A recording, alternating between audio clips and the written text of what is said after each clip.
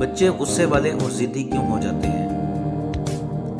بچوں کی لغزشوں پر غضبناک نہیں ہونا چاہیے۔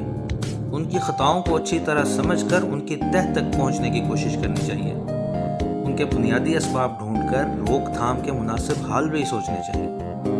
ذرا سی بات پر چھڑکیاں اور سزائیں دینے کا دستور بچوں کے حق میں کبھی بھی اچھا ثابت نہیں ہوتا۔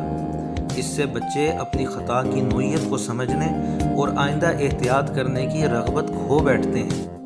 الٹا بدنی سزائیں سہتے سہتے وہ زیادہ غصیلے اور ضدی ہوتے چلے جاتے ہیں۔ کاہل بچے نکھٹو بالغ۔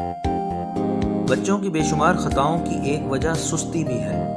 سستی پیدا کرنے میں جسمانی عناصر کی اہمیت سے انکار نہیں ہو سکتا، مگر اس سلسلے میں ذہنی عناصر کو بہت زیادہ دخل ہوتا ہے۔ سست بچہ چلنے پھرنے کے بجائے آرام سے